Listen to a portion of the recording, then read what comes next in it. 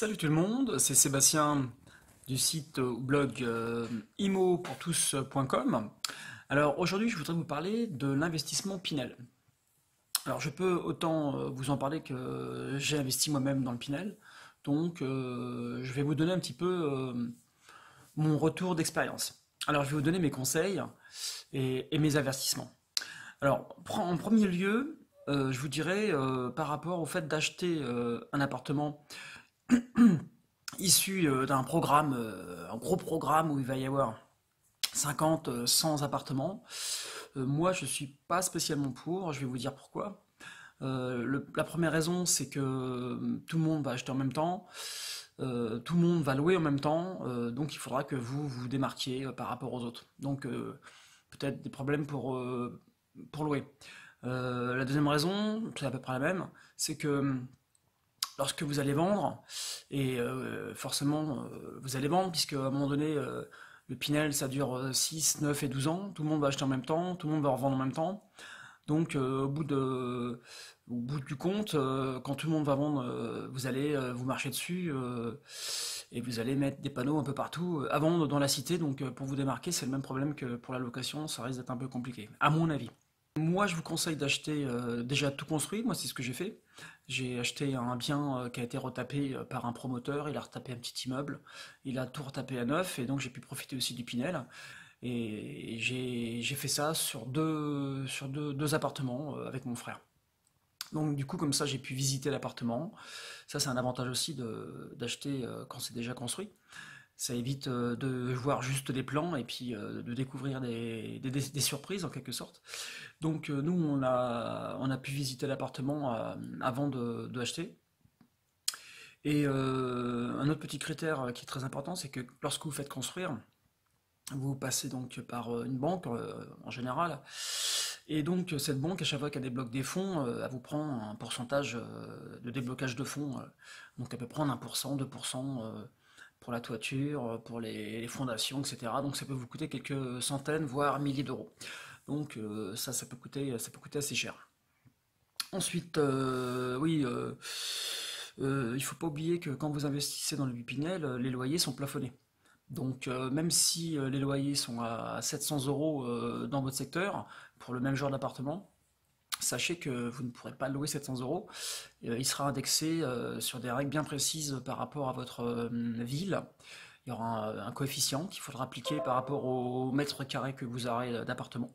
Donc, si vous avez un appartement 30 mètres carrés, peut-être que vous pourrez le louer 550.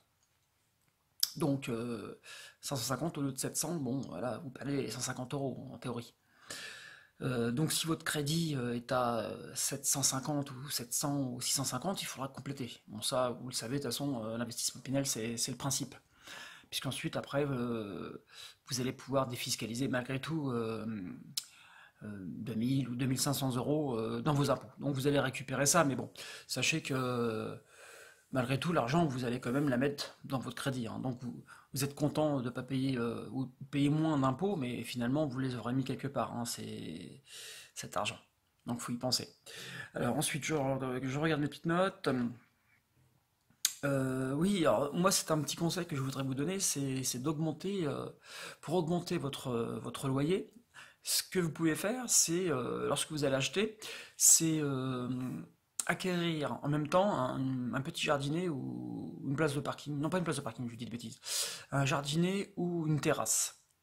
En fait, vous pouvez additionner à la superficie de votre appartement la moitié de votre terrasse. Admettons que vous avez une terrasse de 8 mètres carrés, vous pourrez rajouter donc 4 mètres carrés sur la superficie locative. C'est-à-dire que vous avez un appartement de 30 mètres carrés, vous rajouterez 4. Donc ça vous fera 34 mètres carrés multiplié par le coefficient, ça vous donnera un chiffre un peu plus élevé. Donc moi c'est ce que j'ai fait. J'ai acheté deux appartements qui avaient une terrasse. Donc, dont un qui avait 16 mètres carrés, ça m'a fait 8 mètres carrés de plus, je crois, hein, c'est quelque chose comme ça. Non, un autre conseil que je vous donne aussi, c'est lorsque vous achetez, c'est d'acheter en même temps une place de parking avec cet appartement-là, que vous louez, et que lorsque vous le mettez en location, vous dites au locataire, de toute façon, moi je le loue avec la place de parking. Donc du coup, ça vous fait un petit revenu supplémentaire, c'est-à-dire vous pouvez louer votre place de parking ou votre box, 50 euros ou 60 euros, ça dépendra où vous vous situez. Du coup, vous aurez un peu moins à donner En tout cas, la